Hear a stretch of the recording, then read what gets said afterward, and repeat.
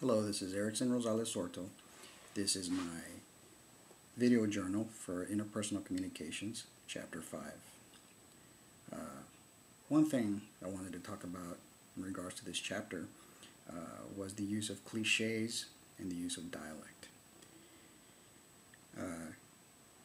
Cliches are definitely a deal breaker for a lot of people, including myself. Case in point, in my job, I sometimes have new paramedics coming to me, which I have to train for a day or so, just so they could get a perspective on what it's like to be a paramedic for our department. Well, I got this one trainee one day, a student is what he was, a paramedic student, and he was riding along with us, and he said two cliches, and from the get-go, as soon as he got there, which really got on my nerves as soon as he said it, and it kind of set the tone for my attitude with him throughout the day. The first thing he said was, we immediately got a call as soon as he got there.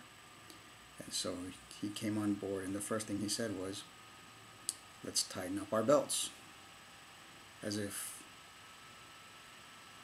he knew already what needed to be done, or he was already experienced, or it just seemed rather arrogant for him to say that. At least to me it did.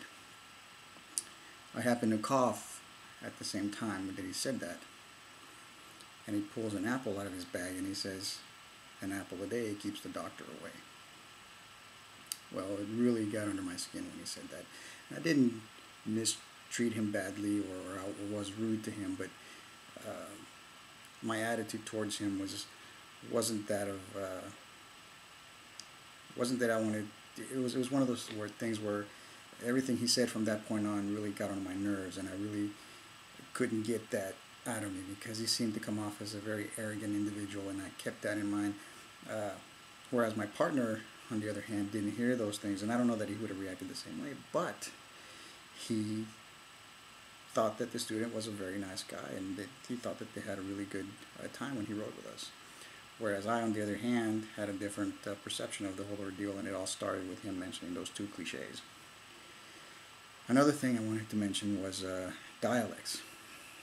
I speak Spanish with my parents, and so not only do I speak Spanish, but it's a particular kind of Spanish, a certain dialect that sometimes when I'm speaking with them or talking about them or talking to them on the phone or whatever, and someone hears me that also speaks Spanish, they don't always understand what I'm saying.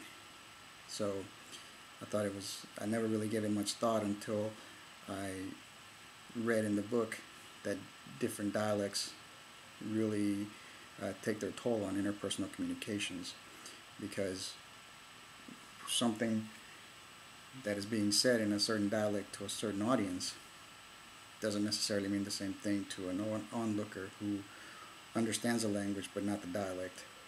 So I thought that was very interesting. Anyway, so that's it for Chapter 5 of Interpersonal Communications, and I will see you again in Chapter 6. Thank you.